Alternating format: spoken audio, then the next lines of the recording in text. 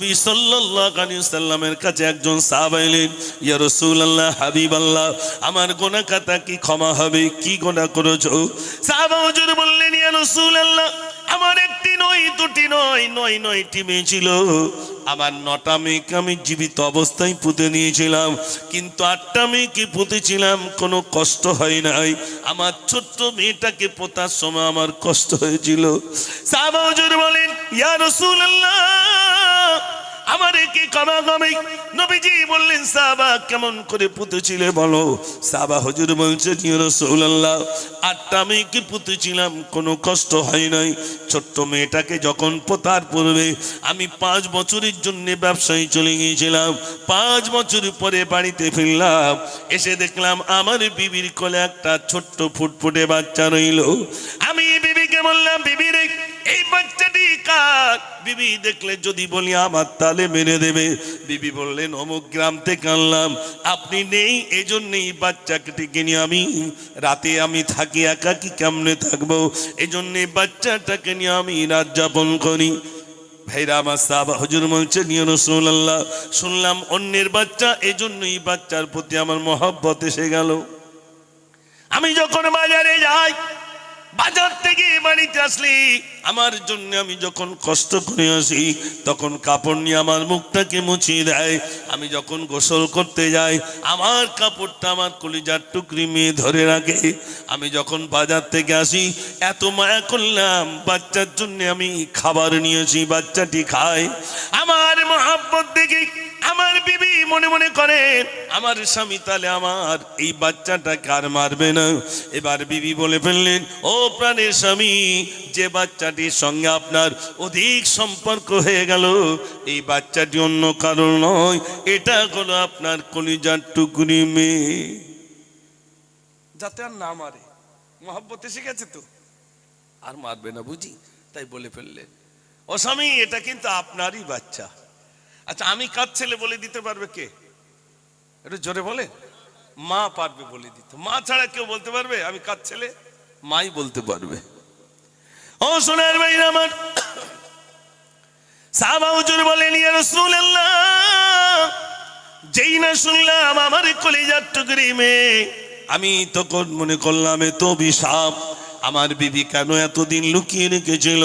এই জন্য আমি গোপনে গোপনে কি করলাম, একটা শামচিনা নিলাম, একটা কোদাল নিলাম, আর বাচ্চাকে বললাম, বাবা চলো চলো আমার সঙ্গে।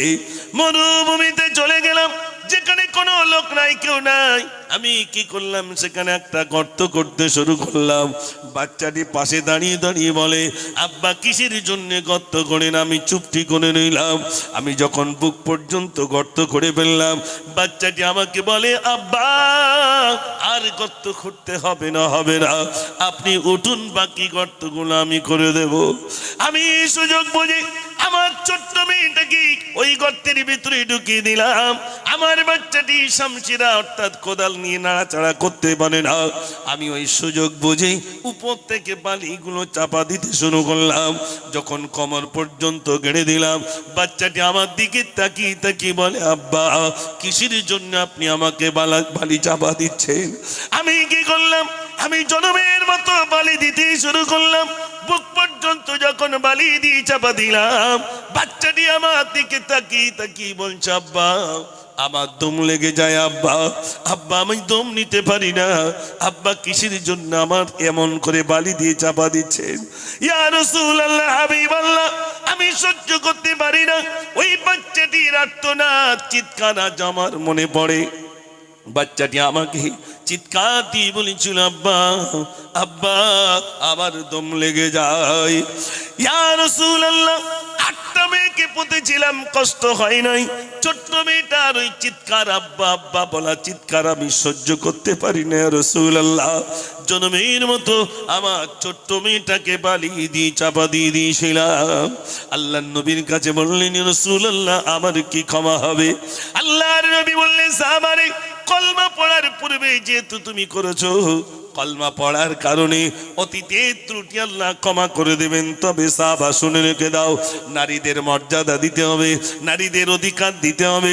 নারীর মর্যাদা আল্লাহ রাব্বুল আলামিন নারীদেরকে সম্বোধন করে বললেন, ও নারীরা, আল্লাহ রাব্বুল আলামিন ভাইরা আমার, বিশ্বনবী সাল্লাল্লাহু আলাইহি ওয়াসাল্লাম নারীদেরকে সম্বোধন করে বলেছেন, ও নারীরা শোনো শোনো, আল্লাহ তোমাদেরকে নবী বানাননি, কিন্তু নবীদের মা জননী আল্লাহ তোমাদেরকে বানিয়ে দিয়েছে।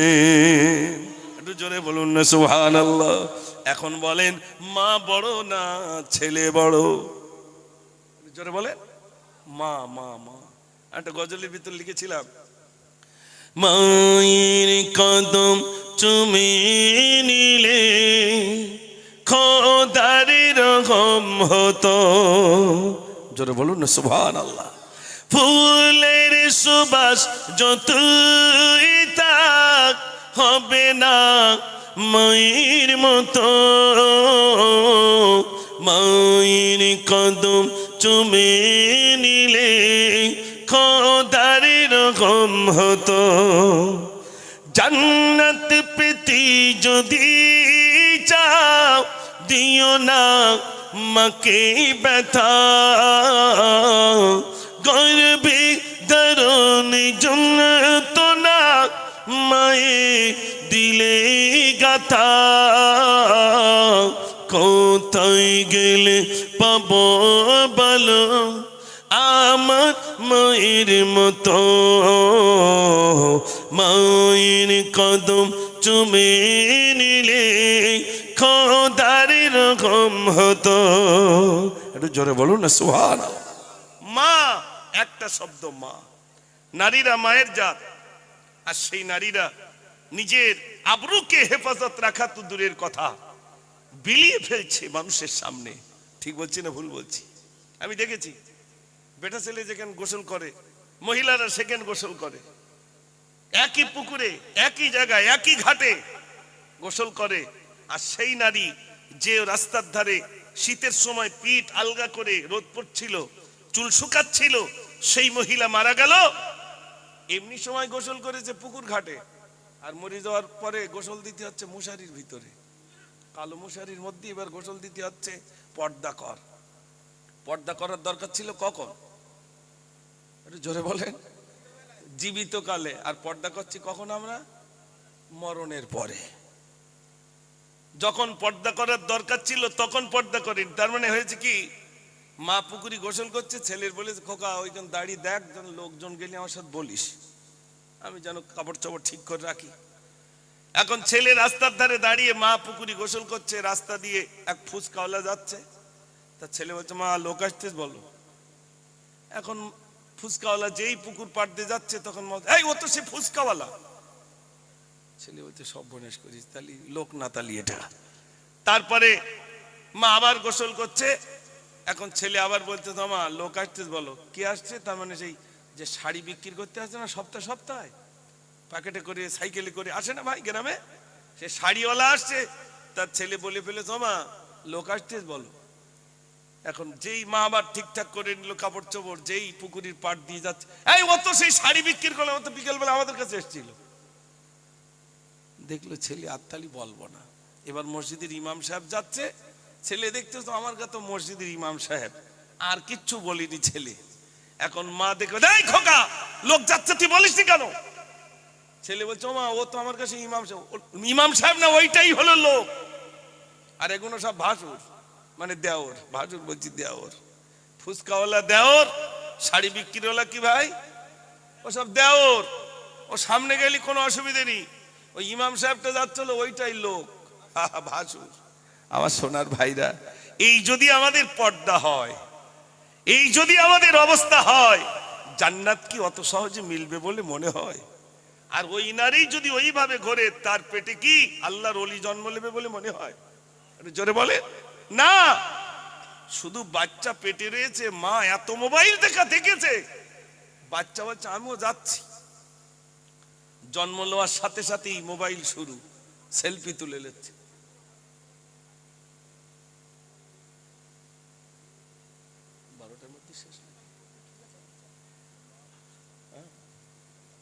জি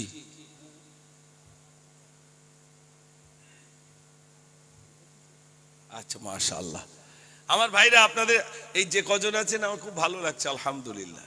বিশ্বাস করুন আমি আল্লাহ তো বহু দূরে দূরে প্রত্যেক দিনই যান, কিন্তু আজকে যে আপনারা কি সুন্দর ধৈর্যের পরিচয় দিয়েছেন, আলহামদুলিল্লাহ খুব ভালো লাগছে।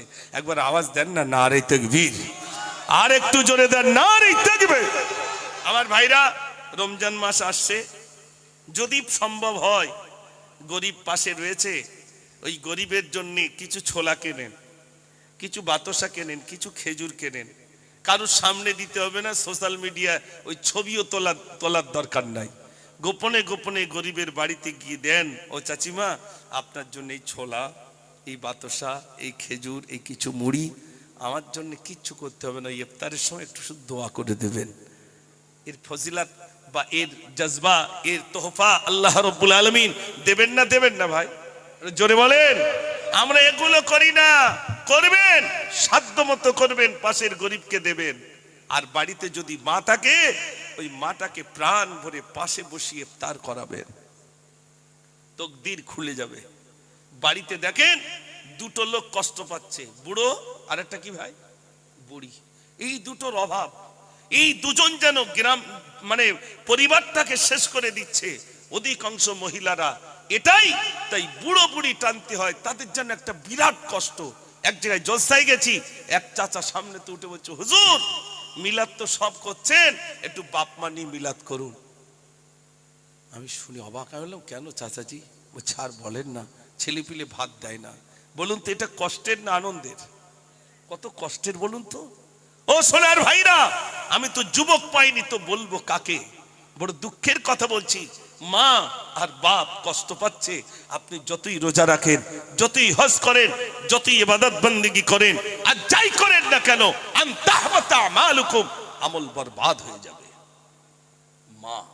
মা আল্লাহর নবীর কাছে একজন সাহাবা গেলেন, ইয়া রাসূলুল্লাহ খেদমত করব কার?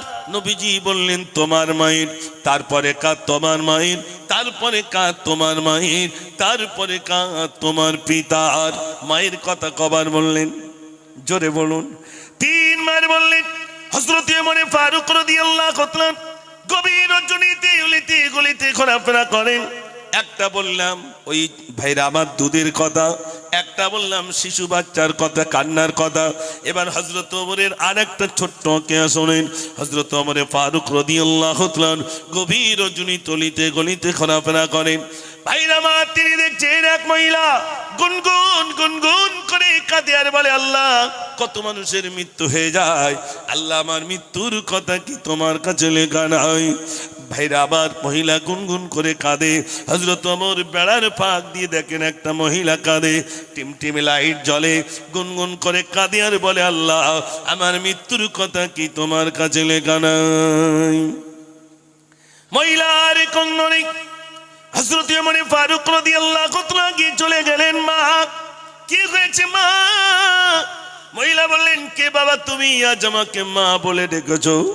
80 বছর ধরে ক্রন্দন করি বাবা, কেউ আমাকে আজ মা বলার কেউ নেই বাবা, আমার সন্তানাদি সব বিদায় হয়ে গেল, কে বাবা তুমি আজ আমাকে মা বলে ডেকেছো? হযরত ওমর বলেন, মা মনে করুন এটা আপনার কলিজার টুকরা ছেলে। একটু জোরে বলুন না সুবহানাল্লাহ। মহিলা খুশিতে বাগে বাগ, বাবা রে কে তুমি আজ আমাকে ছেলে বলো, আমাকে মা বলে ডেকেছো? আমার ছেলে হয়েছো, আমার সন্তানের জন্য কাঁদতে কাঁদতে কাঁদতে কাঁদতে চোখ দুটো অন্ধ হয়ে গেল বাবা, আমি চোখে দেখতে পাই না, কিছুই করতে পারি না বাবা। হযরত ওমর বললেন, মা বলুন বলুন কি বেদনা, কি যন্ত্রণা আপনার?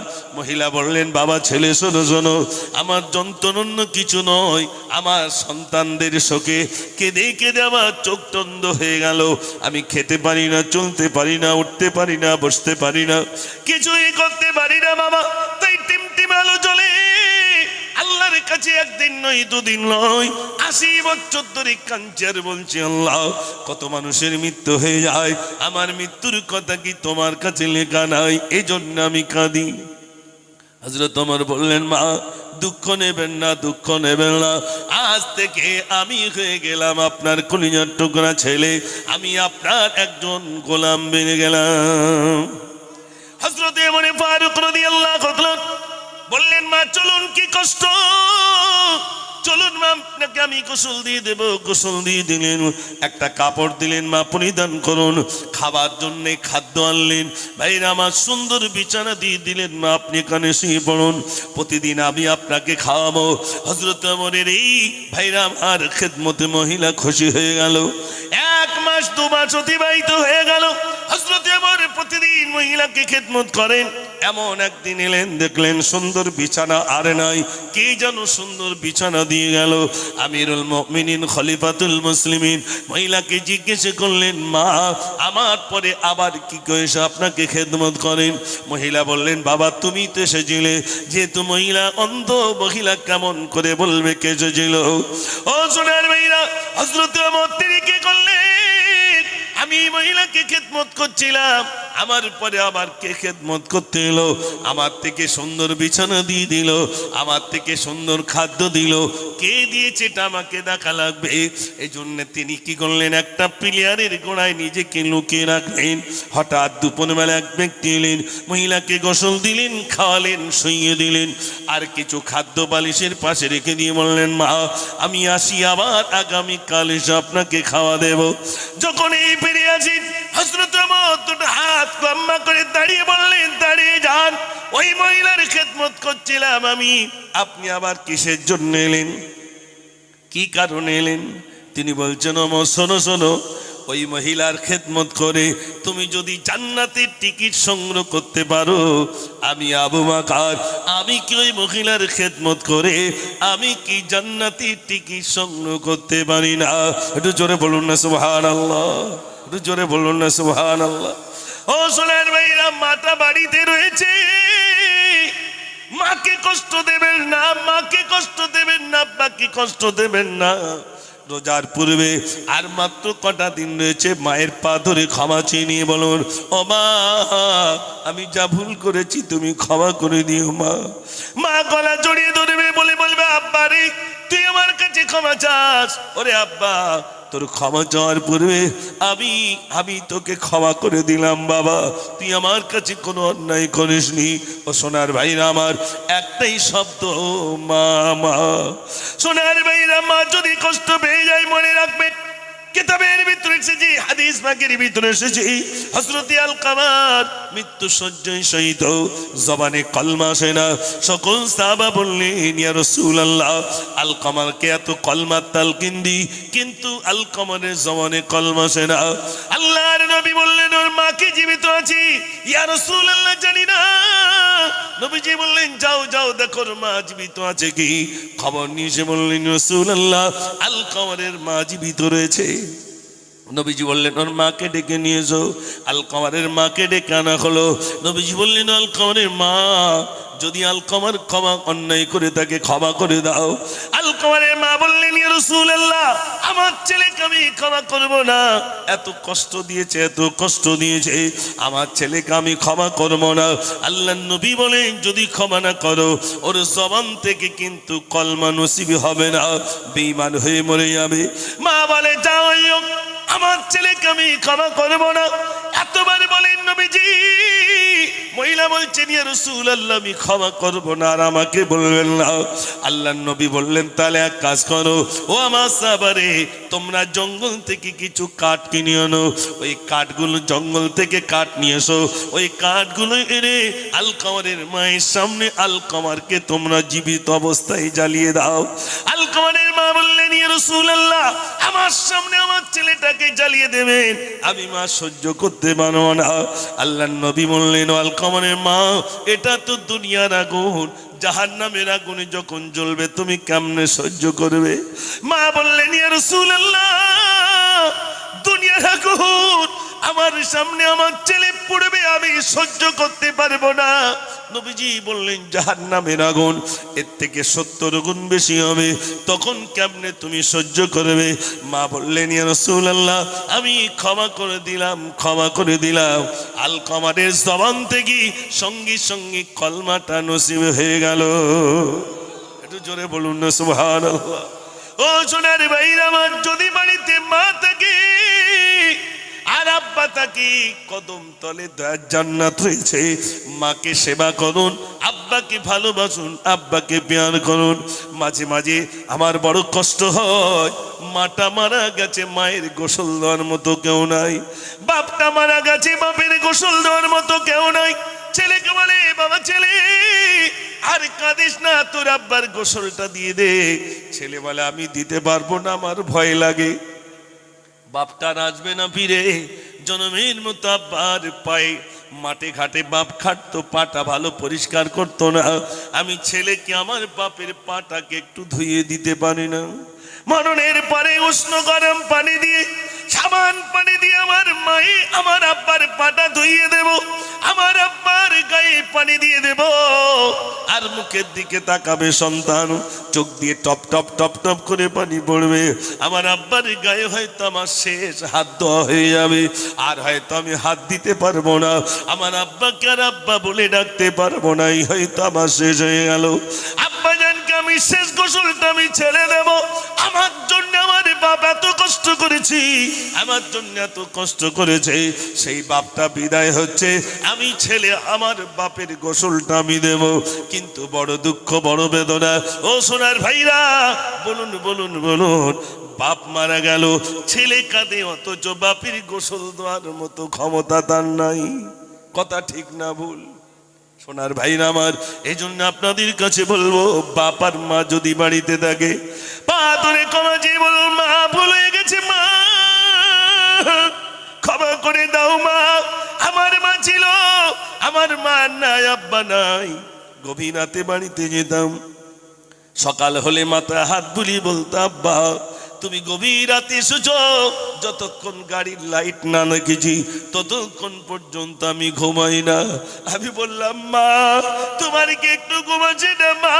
মা বলে, বাবা ছেলে তুই কোথায় কোথায় জলসায় যাস, কোথায় যাস আমি জানি না, যতক্ষণ পর্যন্ত গাড়ির লাইটটা না দেখি ততক্ষণ পর্যন্ত আমি ঘুমাতে পারি না। ও সোনার ভাইরা আমার, যে মা সন্তানের জন্য এত কাঁদে এত কাঁদে, ওই মা আমি মুসাফফর, আজ রাত হয়তো আমার 2টো বেজে যাবে, বাড়িতে যাওয়ার সময় 2টো বেজে যাবে। আপনারা বা আমরা সত্য কথা বলি, বলুন বলুন, আমার মা তো থাকতো জেগে, গাড়ির লাইট দেখতো, তারপরে ঘুমাতো। আমার বিবি তো শুয়ে রয়েছে, আমার বিবিকে আমার জন্য মনে হয় কি জেগে থাকবে? একটু জোরে বলেন। না না না না না, জাগবে না, বরং মাল করি কত এনেছো তাই বলো। ঠিক বলছি না ভুল বলছি? ও সোনার ভাই আমার, এই জন্যে মা মা মা, একটা শব্দ মা। মাকে সেবা করুন, মাকে ভালোবাসুন। মায়ের কদম তলে সন্তানের দয়ার জান্নাত, মা সেবা পেয়ে যাবে, আল্লাহ পাক বলছেন দয়ার জান্নাত পেয়ে যাবে। ও সোনার ভাইরা আমার, এখানে অনেক মুরব্বী রয়েছেন, মায়েরা রয়েছেন, মহিলারা আছে নাকি আশেপাশে? আছে, মায়েরা রয়েছে, তাহলে একটু বিলাত করি। আহা, 300-400, 300-400। শাশুড়ি মরে গেছে, তা গ্রামের লোক বলছে, গ্রামের মহিলারা বলছে, দেখ তোর শাশুড়ি তো খুব কষ্ট দিছিস, তো এবার একটু ক্ষমা চেয়ে এলে, মরার পরে বেঁচে থাকতি না বলো, পা লম্বা। এবার বৌমার বলেছে একটু ক্ষমা চেয়ে এলাও। বৌমাকে শাশুড়ির পাত ধারে বলতো, মা আমি যা ভুল করিস ক্ষমা কর দিও। শাশুড়ি বলতে, শুধু মরে গিস তাই না, তো ঠ্যাংটা কোথায় লেখতে বুঝতে পারতিস বৌমা। ঠিক বলছি না ভুল বলছি? হ্যাঁ, শুধু শ্বশুরটা বুড়ো হয়ে গেছে। তো একদিন ছেলে জিজ্ঞেস, খোকা কোথায় যাচ্ছ? তো ছেলে বলছে, একটু ওই বসিরহাটের দিকে যাচ্ছি। বসিরহাট যাচ্ছ, আমার জন্য একটু রসমালাই এনো। কি আনতে বলিস ভাই? রসমালাই। পাশের সেক্রেটারি মানে বউটা বলতেছে, তা পায়খানা করলি পরিষ্কার করবে কারা? বৌমা বলতেছে, একটু মন দিয়ে শোনেন, বৌমা বলছে পায়খানা করলি পরিষ্কার করবে কারা? আনলো না। এবার গলায় ঘড়ঘড়ানি আওয়াজ এসেছে, তো মানে আর হবে না। তখন বউটা ফোন করে যাই, দেখো তোমার আব্বা সেই রসমালাই খেতে চেয়ে, তাড়াতাড়ি লেসো, এই মনে আর হবে না। হ্যাঁ, হয়ে গেল। এবারে রসমালাই কিনে আনছে, বাপের বলতো, আব্বা তুমি সেই রসমালাই খাবে বলে তো এনেছি। তখন বাপ লাইক এইভাবে দেয়, তো লাইক মানে সঠিক, খুব ভালো কাজ করেছিস, লাইক আর এভাবে না, এবার উল্টে গেছে। কেন বলেন তো উল্টে? খোকা আমার গালে আর ক্ষমতা নেই। কোন দিক দিতে বলতে বল মনে হয়? হ্যাঁ পিছনের দিকে, ওই দিক দিয়ে গুজে টুজে দে, আমার আর ক্ষমতা নেই, শেষ। কি যত্ন করেছি। আর সেই বাপ যেই মরেছে বলতে কায়দাকারে কলমাখানি দেবো, 70টা গরু জবাই করে কায়দা করে কলমাখানি দেবো, লোক যেন বলে হ্যাঁ একটা কলমাখানি দিয়েছে। লাভ হবে বলে মনে হয় ভাই? জোরে বলেন। অত সহজ না। কষ্ট দিয়েছেন, ছেলে বাপের ঘাট ধাক্কান দিতে দিতে নিয়ে যাচ্ছে, তো ঠিক রাস্তা পর্যন্ত গেছে, তখন বাপ বলতে খোকা আনলে যাসনি, আমার বাপের আমি এই পর্যন্ত লেলুম, বর্ডারটা আর পার করে আসনি। মানে উনি ওনার বাপের এই পর্যন্ত ঘাট ধাক্কা দিতে দিতে লেগেছে, তা ছেলে যখন ঘাট ধাক্কা দিতে যাচ্ছে, তখন বাপ বলছে এই সর্বনাশ করে ঠিক বর্ডারের জায়গায় এসে গেছ তো, মানে আমি আমার বাপের তো এই পর্যন্ত এনেছিলাম, তুই আর আমার এখান থেকে পার করিস নি। আহা, বুড়ো কি আমার হব না বলে মনে হয় ভাই? হয়তো তার আগে চলে যেতে পারি, কিন্তু ওই জাতি কলে যদি পড়ি তখন তো বোঝা যাবে। মায়েরা, বাড়িতে যদি শ্বশুর আর শাশুড়ি থাকে, প্রাণ ভরে সেবা করুন, নসিব বদলে যাবে, নসিব বদলে যাবে, তকদীর খুলে যাবে। শ্বশুর আর শাশুড়ি যদি দুজনকে নিজের কলিজার মার বাপ করে নিতে পারেন, তকদীর তার খুলে যাবে। জোরে বলুন না সুবহানাল্লাহ। মায়েরা, এই জন্যে সোনার ভাইরা আপনাদের কাছে বলবো, মা, একটা শব্দ মা।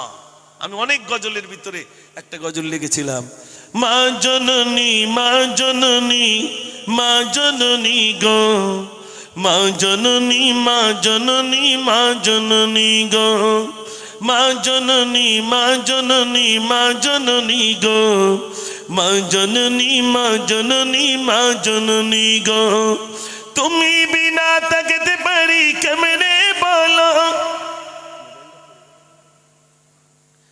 তুমি বিনা থাকতে পারি কেমনে বলো, কেমনে বলো, কেমনে বলো, মা জননী মা জননী মা জননী গো, মা জননী মা জননী মা জননী গো। নারী থাকবেন। আর এখন সব মহিলারা অধিকাংশ ভান্ডারের টাকা পাচ্ছে, মার্কেট সব মহিলাদের দখলে। ঠিক বলছি না ভুল বলছি? আর বেটা ছেলে সব চোখই ছানি পড়েছে, এরা শাড়ি চেনে না, লুঙ্গি চেনে না, কিচ্ছু চেনে না। যা চেনে কারা চেনে? জোরে বলে। হ্যাঁ মায়েরা, আপনি কি বাজার করে আনবেন? কি বাজার করলে বলো দেখি? ও মানে কোনো কিছুই ভালো না, কোনোটাই ভালো না। আমি মাঝে মাঝে মনে করি, তাহলে বেটা ছেলের চোখের তালি সব ছানি পড়লো। আর সব মহিলার একটা বাইক কিনতে যাচ্ছে, তাও পিছনে করলে যাচ্ছে, তুমি কি রং চয়েস করবা তারপর কিনবো। কি জামানা পড়ে গেল। আর ঈদের মার্কেটে দেখবেন ভাবি দৌড়চ্ছে, একটা রোজা রাখিনি বলো, ঠিক বলছিস না ভুল বলছিস? একটা রোজা রাখিনি, দৌড়চ্ছে মার্কেটিং করতে। জিজ্ঞেস করতে চাইছি কোথায় যাচ্ছ? একটু মার্কেটে যাচ্ছি। রোজা রাখার বেলা শুধু নিয়ে, আমাদের গ্রামে এক চাচি রোজায় রেখেছে, তা গালে তামাক দিয়ে রেখেছে। তাই বলতেছে, ও চাচি তা গালে তামাক রোজার সময়? বলে খোকা এখন তার ঢোক মারিনি। সর্বনাশ, এ তো বড় মাওলা না। বলে এখন তার ঢোক মারিনি, ঢোক মারলি তো রোজা ভাঙবে। গালের গোড়ায় তামাক দিয়ে রেখেছে। মার্কেট দাঁড়ান না, 10টা দিন যাক রোজার। ভাবি চাচিদের মানে ছোটাছুটি হবে না, হবে না। আর সেই সাথে ভাই যাবে না, জোর করে চলো তুমি চলো, না তো লোকে কি বলবে। বসিরহাটে পা গলাবার জায়গা নেই, বসিরহাটে পা গলাবার জায়গা নেই। খবর নিয়ে দেখবেন, একদিন ভিডিও ক্যামেরা করে দেখবেন, কত চাচি কত ভাবি যাচ্ছে। আর রোজার সময় ওই রৌদ্রে মার্কেট করে কি করে, লোকের গলার ঠোঁট শুকিয়ে যায়। ঠিক বলছি কিনা বলেন? তার মানে রোজায় রেখেছে বলে মনে হয়। সব 27 থেকে, সব 27 কোম্পানি, 27, 28, 29, তার মানে 3টে হলেই ভালো হয়। তারাবি কোরআন শরীফ পড়া ওসব সময় নেই, শুধু আজান হলি এমনি সময় দেখবেন হেলমেট মাথায় নি। আর যেই মুয়াজ্জিন বলবে আল্লাহু আকবার আল্লাহু আকবার, তাড়াতাড়ি হেলমেটটা এরম দিয়ে দেবে। তার মানে আজান হচ্ছে, এইবার মাথায় শাড়ি দাও। আর তার আগে মাথায় শাড়ি দিও না। সমাজে এটা আছে না নাই? একটু জোরে বলেন। যেই আজান হবে সেই শাড়ি দেবে, তার আগে দেবে না। আমি হয়তো এসছি আর মারা বলবে হয়তো তোর ভিটাইলে এসিস নি, সব দেখে দেখে আমার গা বলি গেছে, কিন্তু আমি মায়েদের বলিনি। মা এখানকার মায়ের তো ভালো। ও গো মা, তুমি বলে দাও আমার পিতা পিতাজি কোথায়? আজ ভোরের পাখিরা ফিরে এসেছে, আকাশের তারাগুলো জ্বলে উঠেছে। জননী ওগো জননী, পিতা ডাকে না আমায়, ওগো মা তুমি বলে দাও আমার পিতাজি কোথায়? নারে তাকবীর।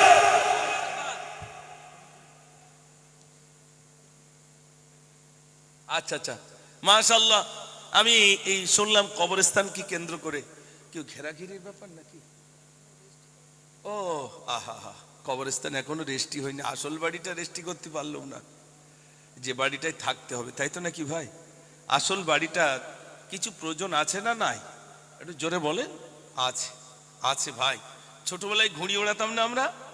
ঘুড়ি ওড়াতাম, ওই মাঠে ঘুড়ি ওড়াতাম। হাওয়া হলে ঘুড়ি, ঘুড়ি যখন অনেক উঁচু উঠে যায় মাথা নাড়া দেয়, আর নিচে নামছি না। লাটাই যার হাতে থাকে দড়ি, বলে ঘুড়ি যতই উঁচু উঠিস না কেন, দড়ি টানবো, তোকে আসতেই হবে। আমরা এখন সব উঠছি, দড়ি ঠিক জায়গায় আছে, টান মারলি চলে যেতে হবে ভাই। ওই মাটা চলে গেছে। আপনি কবরস্থানের পাশে গিয়ে দেখেন ভাইরা, আমার কবরস্থানের পাশে যান, সেখানে গিয়ে দেখুন আমার মতো কত ধনী, আমার মতো কত বক্তা, তারা কবরবাসী। কবরস্থানের ধারে গিয়ে দেখেন কত ইমাম, আমার মতো ইমাম কত কবরস্থানে শুয়ে। কবরস্থানের পাশে গিয়ে দেখেন আমার মতো কত গরিব কবরে শুয়ে রইল।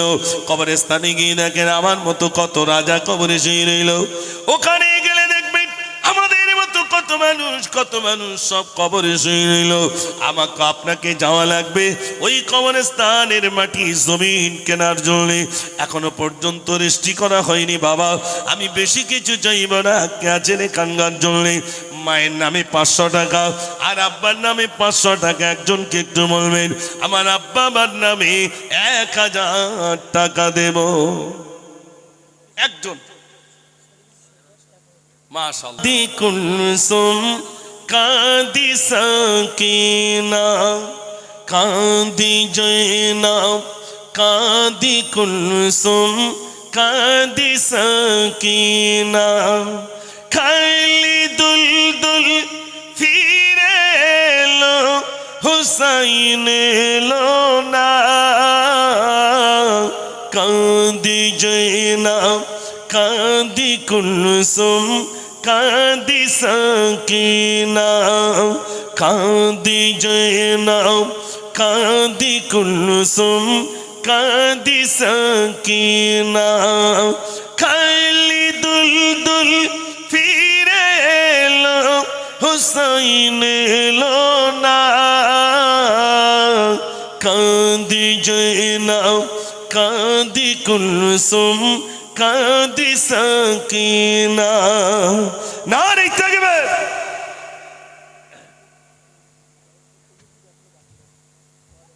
কমিটি কোথায়? আমি কি করি? কমিটি, জলসা কমিটি কোথায় আছেন ভাই? কমিটির যুবকরা নাকি? হ্যাঁ, যুবকরাদের তো দরকার। যুবকরা আসে না কেন? কমিটির যুবক ভাইরা কোথায়?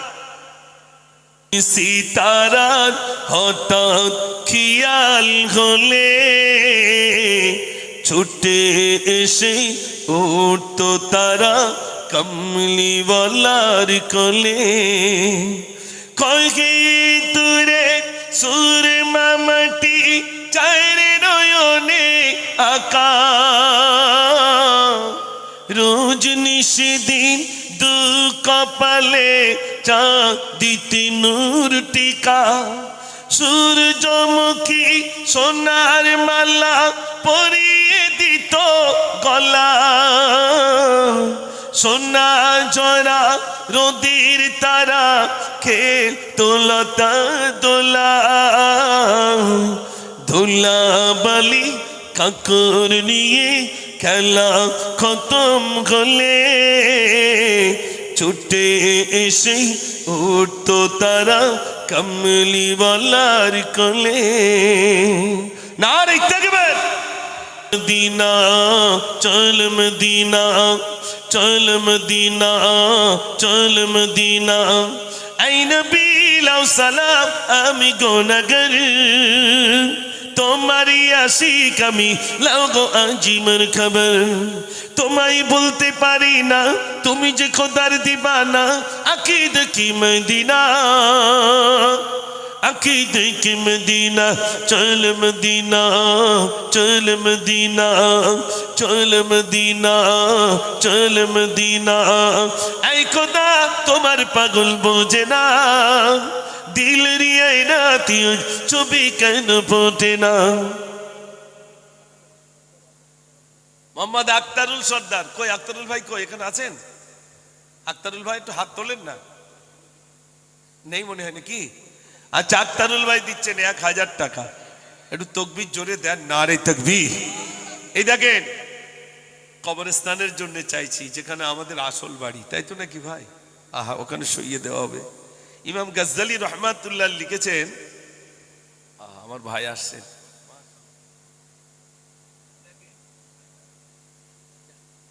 জামশেদ আলী ভাই জামশেদ গাজী নাকি এখানে বাড়ি নগদ 1000 টাকা দিয়েছেন একটু তাকবীর জোরে দেন না নারে তাকবীর উনি কি সব থেকে এখানকার বড় লোক নাকি না ভাই আমি প্রত্যেকদিন জাল ফেলি তাই জানি কোথায় কি পাওয়া যায় গরিব মানুষ হলেও কি হবে মনটা তো অনেক বড় যখন আমার শুতে হবে আসল বাড়ি একদিন তোমারি নাম মসজিদে হবে একদিন তোমারি নাম মসজিদে হবে তৈরি থেকো তৈরি রেখো কবরের মাল সামান একদিন তোমারি নাম মসজিদে হবে একদিন তোমাকে পরিয়ে কাফন সঙ্গী সজন করিবে দাফন হঠাৎ চলে গেল আদরের দন প্রিয় মা বাবার ভাসিয়ে নয়ন তৈরি থেকো তৈরি রেখো সুন্নতি আমল ঈমান একদিন তোমারি নাম মসজিদে হবে নারে তাকবীর দেখিয়া ইউসুফ নবী পিতাকে ডাকিয়া কহিল ওই গজল শুনতে চেয়েছ নাকি তা কিছু দেবে না কবরস্থানে ও সম্পূর্ণ দেখিয়া ইউসুফ নবী পিতাকে ডাকিয়া কহিল 11টি তারা চন্দ্র সূর্য আমাকে সিজদা করিল আমাকে সিজদা করিল স্বপ্ন শুনিয়া ইয়াকুব নবী ইউসুফকে কোলে টানিল হঠাৎ করিয়া 10 ভাই মিলে মারিবা চিন্তা করিল মারিবা চিন্তা করিল একটু তাকবীর সবাই দেন নারে তাকবীর আল্লাহু আকবার এনেন নামগুলো লিখে নেন মায়েরা সব দেবেন মাশাআল্লাহ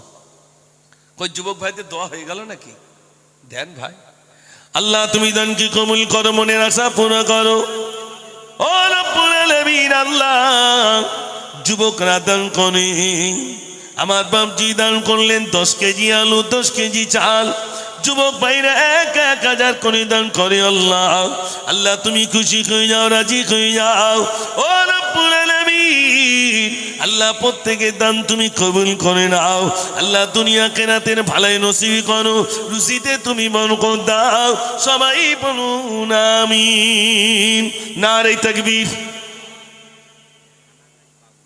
আর রাত করব না দোয়া হবে ইনশাআল্লাহ চাল ডাল সব দিয়েছেন কম বেশি তেল দিয়েছেন আর কিছু লাগবে আর কিছু বাকি আছে ডাল বাকি রয়েছে ডালটা বাকি রয়েছে ও ভাই এই মুর্শিদাবাদের দিকে ডাল লাস্টে দেয় আর আমাদের দিকে ডাল ফার্স্টে দেয়, তাই তো নাকি? তা আপনারা সেই মুর্শিদাবাদের মতো হয়ে ডাল একটু লাস্টে দেন, 10 কিলো দেন। কতজনের আইটেম হয়েছে রান্না ভাই? কতজনের আইটেম করেছে? 30 কেজি ডাল। ও, আপনার 10 কেজি, 30 কেজি লাগবে। ভাই বলছে আমি তো, ভাইয়ের নাম কি? ওই তো ভাই বললো 30 কেজি।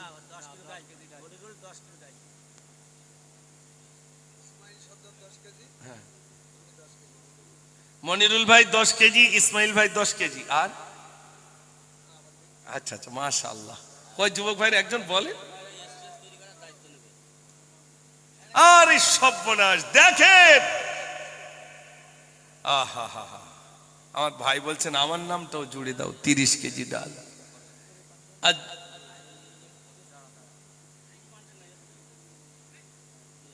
আর এদিককার কাপড় দেবো না? ও আচ্ছা, যুবকরা স্টেজ করে দেবে।